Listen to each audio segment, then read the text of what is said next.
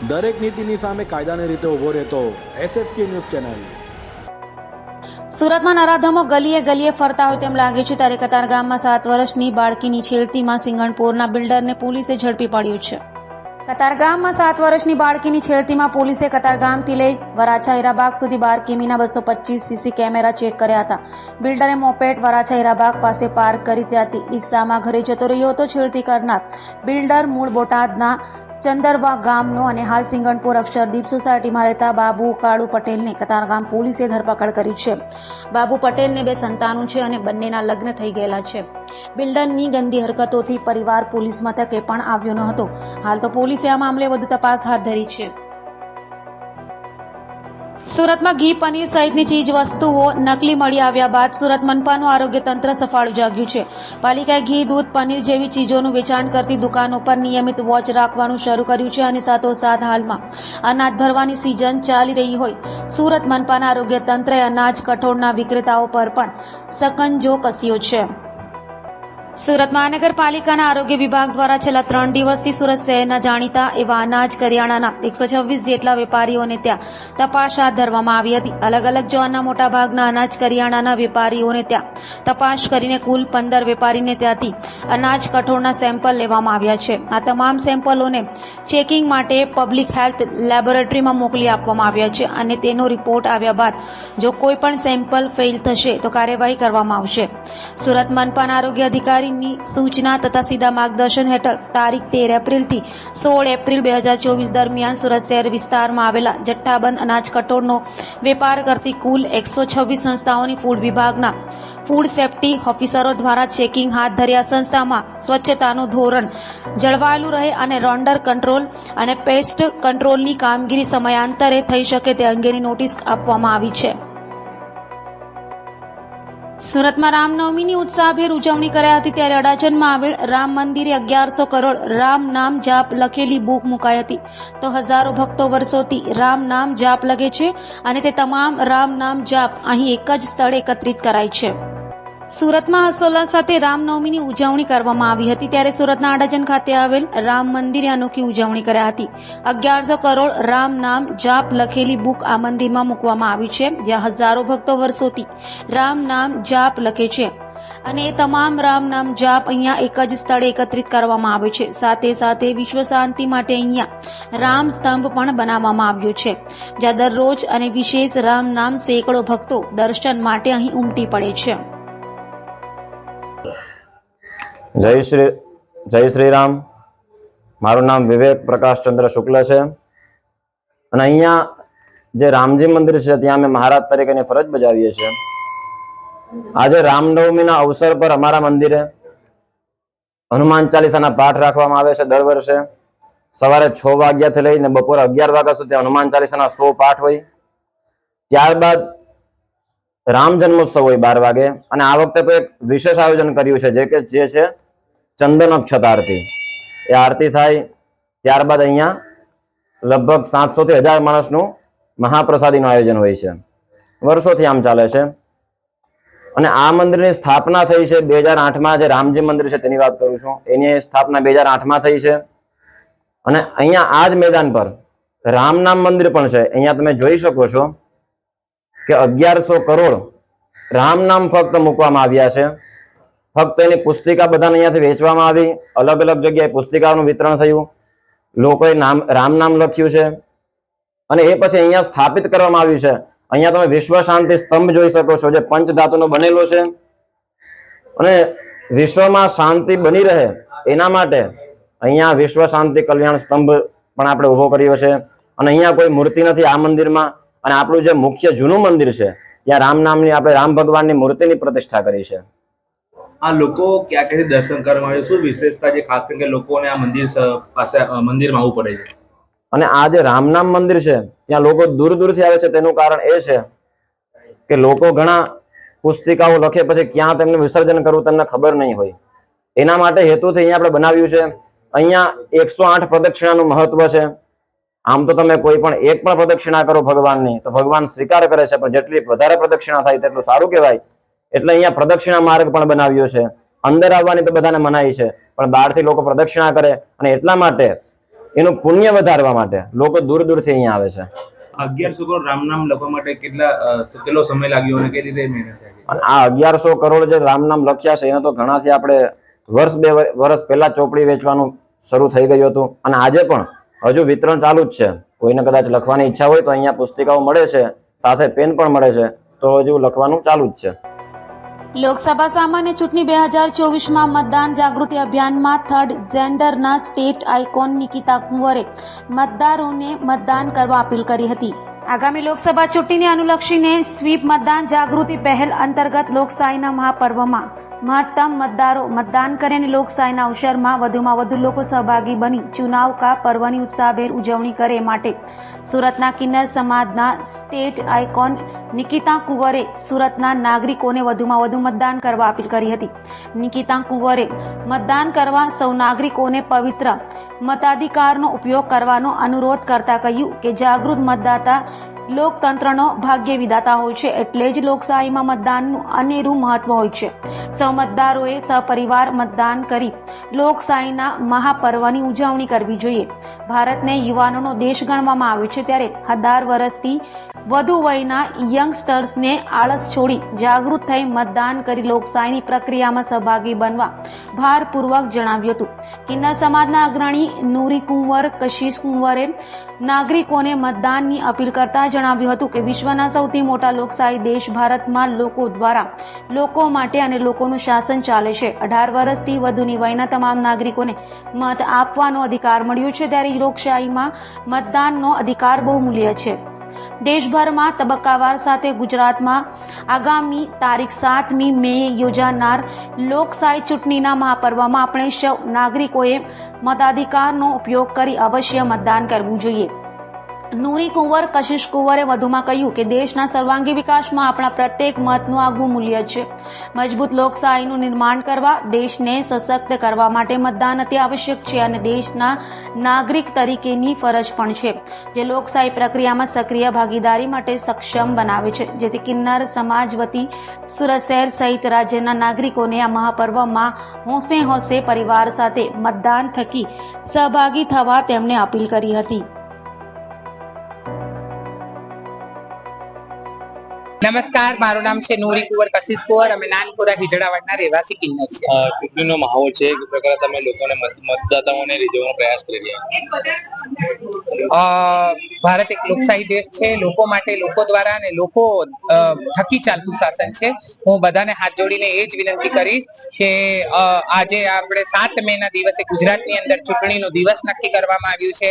વ્યક્તિઓ કોઈ પણ બહાના બનાવ્યા વગર કે અમારી પાસે જવાનો સમય નથી અથવા તો પછી અમે થાકેલા છે, આરામનો દિવસ મળ્યો છે તો આરામ કરીએ, અથવા તો પછી અમારા વોટિંગ કાર્ડ નથી મળતા, પરંતુ આવા બધા બહાનાઓને છોડીને તમારા ઘર સુધી તમને જે પર્ચી આપવામાં આવે છે લઈને નજીકના પોલિંગ બૂથ પર જઈને તમે અવશ્ય મત આપજો.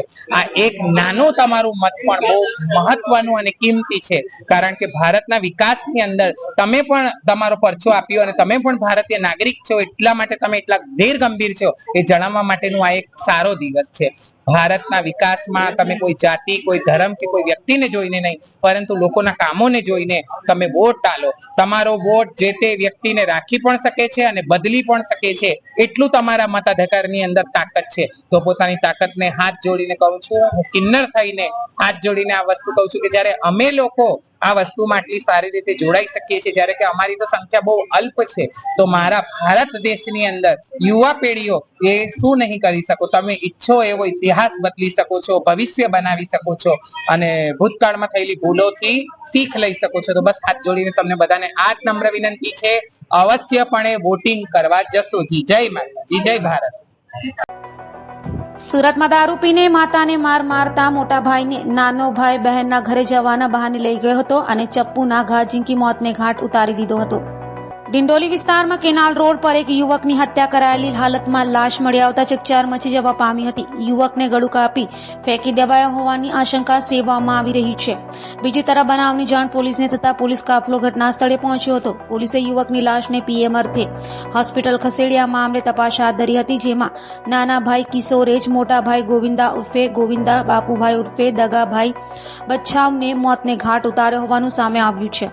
મોટો ભાઈ દારૂ પીને માતાને માર મારતો હોવાથી નાના ભાઈએ મોટા ભાઈને બહેનના ઘરે છોડી આવવાનું કઈ લઈ ગયો હતો અને રસ્તામાં મોતને ઘાટ ઉતારી દીધો હતો. હાલ તો ડિંડોલી પોલીસે હત્યારા નાના ભાઈ કિશોર બાપુભાઈ ઉર્ફે દગાભાઈ બચ્છાવ અને પિતરાઈભાઈ પુષ્પક ઉર્ફે બાળા સુરેશ જાદવની ધરપકડ કરી વધુ તપાસ હાથ ધરી છે. ગતરોજ ડિંડોલી પોલીસ સ્ટેશન વિસ્તારમાં એક હત્યાનો બનાવ બન્યો હતો. આ બનાવમાં પીસીઆર અમારી ત્યાં ગઈ હતી 100 નંબર કોલને આધારે. આ પીસીઆર ત્યાં ગઈ ત્યારબાદ એક ડેડ બોડી મળી આવી હતી. શરૂઆતમાં બોડી આઈડેન્ટિફિકેશનનું મોટું ચેલેન્જ પોલીસ સામે હતું. ત્યારબાદ અમારા પોલીસ સ્ટાફના ખાનગી બાતમીદારો મારફતે ઇન્ફોર્મેશન મળી હતી કે આ જેની હત્યા થઈ છે એ વ્યક્તિનું નામ ગોવિંદ ઉર્ફે ગોવિંદા બચ્છાવ કરીને છે અને તે વેસુ સુડા આવાસમાં રહે છે. આ પ્રકારની ઇન્ફોર્મેશનના આધારે પોલીસે તેના પરિવારજનોનો સંપર્ક કર્યો હતો અને ત્યારબાદ એક પછી એક કડીઓ મળતા પોલીસે આખરે આરોપીની ધરપકડ કરી હતી. આરોપી છે એ એનો સગો નાનો ભાઈ કિશોર કરીને છે. એ અને એનો એક માસીનો છોકરો પુષ્પક, આ બંને મળીને એના મોટા ભાઈ એની હત્યા કરી હતી. હત્યા માટેની જે કારણ અત્યારે પોલીસ સામે આવ્યું છે એ મુજબ જે મરણ જનાર છે ગોવિંદ ઉર્ફે ગોવિંદા, એ કોઈ પણ જાતનું ઘરમાં કોઈ કામકાજ કરતો ન હતો, પરંતુ ઘરના લોકોને પરેશાન કરતો હતો, અવારનવાર ઝઘડા કરતો હતો. આ ગોવિંદાએ અગાઉ પણ એની પત્ની સાથે પણ ઝઘડો કર્યો હતો, જેથી એની પત્ની ત્યાંથી ઘર છોડીને જતી રહી હતી. ત્યારબાદ એના સસરા સાથે પરમ દિવસે પણ એણે ઝઘડો કર્યો હતો. એની બાબતની ફરિયાદ લઈને એના જે મરણ જનારના સસરા પણ ત્યાં એમના પરિવારને ત્યાં મળવા આવ્યા હતા અને વાતચીત કરી હતી.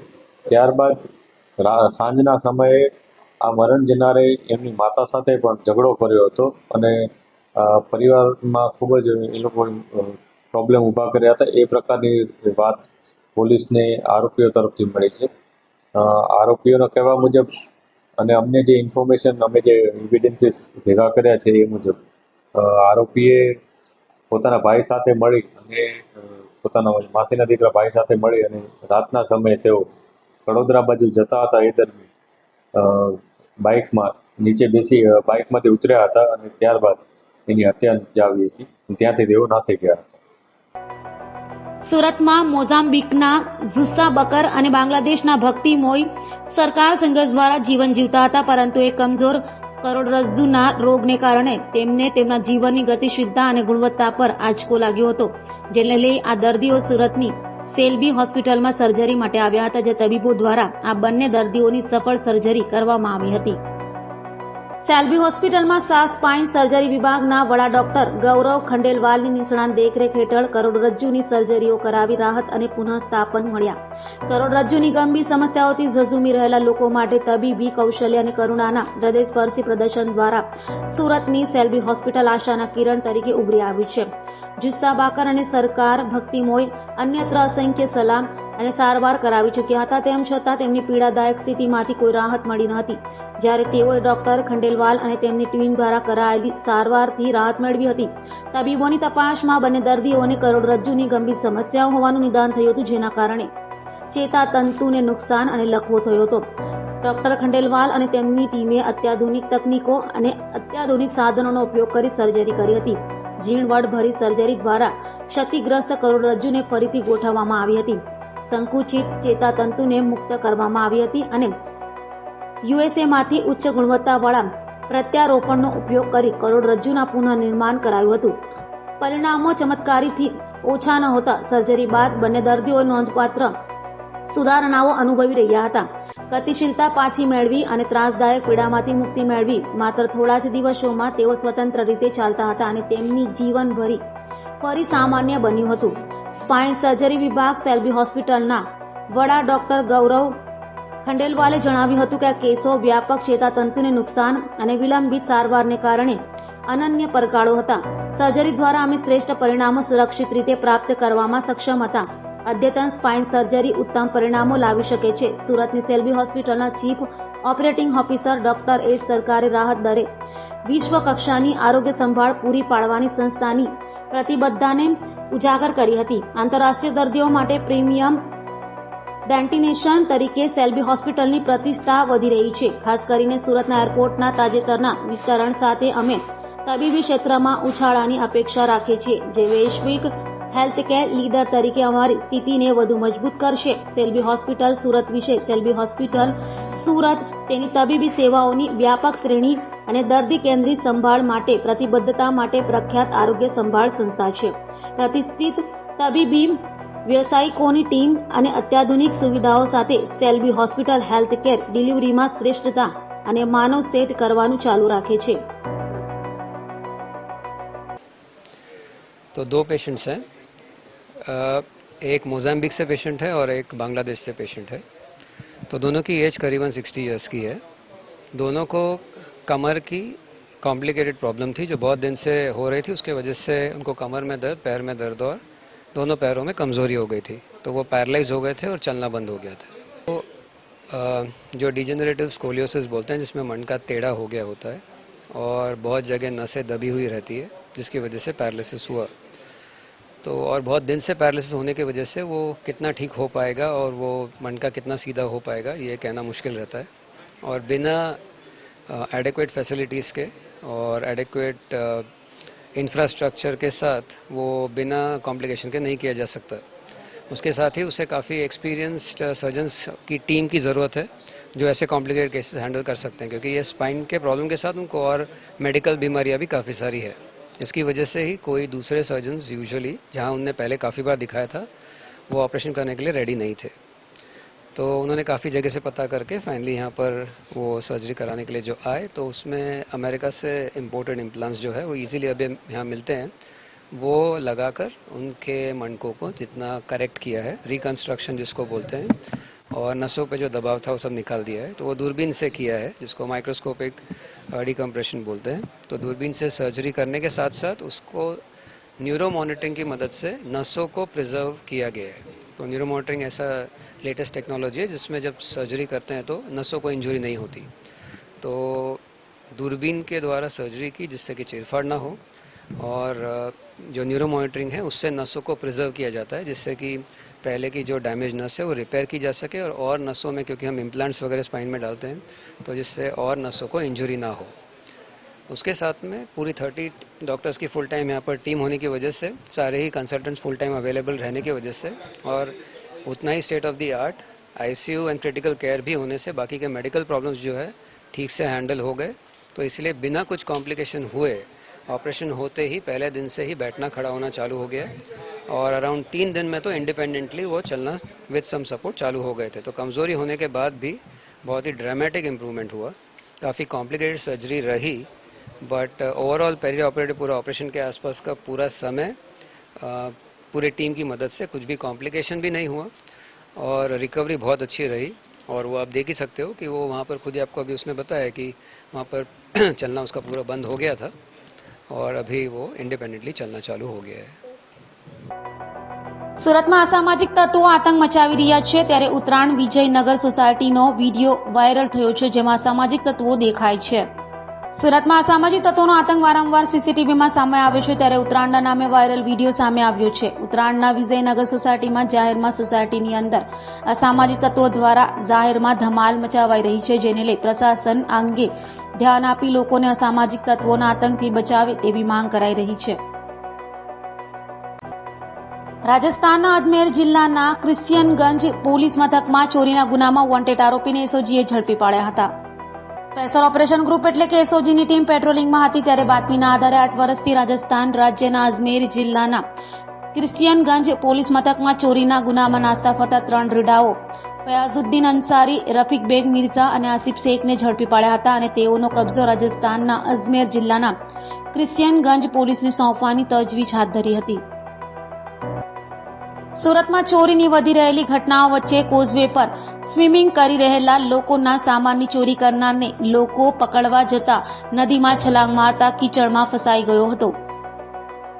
સુરતમાં ચોરો અવનવી તરકીબો અજમાવે છે, ત્યારે કોઝવે ખાતે તાપી નદીમાં સ્વિમિંગ કરી રહેલા લોકોના સામાનની ચોરી કરનારને લોકો પકડવા દોડતા તેણે તાપી નદીમાં છલાંગ મારી હતી. જો કે નદીમાં પાણી ઓછું હોય ચોર કીચડમાં ફસાઈ ગયો હતો, જેથી ફાયર અને પોલીસને જાણ કરતા ફાયરે કોઝવેમાં કીચડમાં ફસાયેલા ચોરને રેસ્ક્યુ કરી બહાર કાઢી પોલીસને સોંપતા રાંદેર પોલીસે વધુ તપાસ હાથ ધરી છે.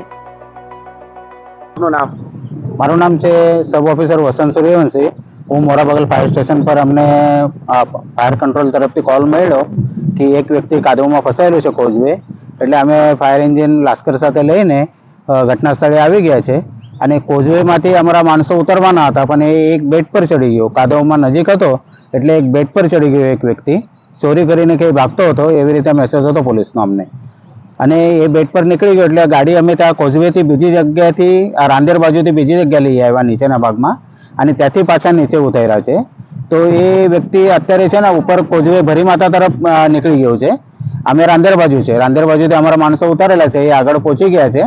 અને ભરી માતા તરફથી પોલીસની ગાડીઓ બધી ઉપર ઊભી જ છે, એ પ્રકારે ઉપર જાય છે. સુરતમાં રામનવમીની હર્ષોલ્લાસ સાથે ઉજવણી કર્યા હતી, ત્યારે ઉધના જૂના પેટ્રોલ પંપ સામે મરાઠા સમાજ મંડળ દ્વારા પાટીલવાડી ખાતે રામ મહોત્સવ ઉજવાયો હતો. આજે રામનવમીના પવન મહોત્સવ નિમિત્તે ઉધના જૂના પેટ્રોલ પંપ સામે મરાઠા સમાજ મંડળ દ્વારા પાટીલવાડી ખાતે રામ મહોત્સવ ભવ્ય ઉજવણી કરવામાં આવી હતી, જેમાં સમાજના અગ્રણી અને પ્રમુખ છોટુભાઈ પાટીલ અને યુથ ફોર ગુજરાતના પ્રમુખ જિગ્નેશ પાટીલની ઉપસ્થિતિમાં પાટીલવાડી ખાતે ભગવાન રામની મહાઆરતીનો કાર્યક્રમ રાખવામાં આવ્યો હતો. આ મહાઆરતીના કાર્યક્રમમાં મોટી સંખ્યામાં પાટીલ સમાજના અગ્રણીઓ ઉપસ્થિત રહ્યા હતા અને મહાઆરતીના ભવ્યથી ભવ્ય કાર્યક્રમમાં જોડાઈ આરતીનો લાભો લઈ ભવ્યતા અનુભવી હતી. તો સાથે સાથે છોટુભાઈ પાટીલની જન્મદિવસની કેક કાપી ઉજવણી કરવામાં આવી હતી. કારણ કે હમણાં 550 વર્ષ પછી એ જ્યારે પોતાના દરબારમાં આવ્યા છે, ત્યારે આ પહેલી હોમ મિનિસ્ટર શ્રી અમિત શાહને ખૂબ ખૂબ શુભકામના પાઠવીએ છીએ. કારણ કે આપણે તો એમ જ હતું કે આ તો એક એવું મેટર છે, ઇન્ડિયામાં ક્યાં ફરવા છીએ અને ઇન્ડિયાની બહાર ક્યાં ફરવા જઈએ. પણ આ વખતે પહેલી વાર એવું થાય છે કે વેકેશન પડે છે અને એમ થાય છે કે પહેલા તો રામલલ્લાના દર્શન કરવા જવું છે.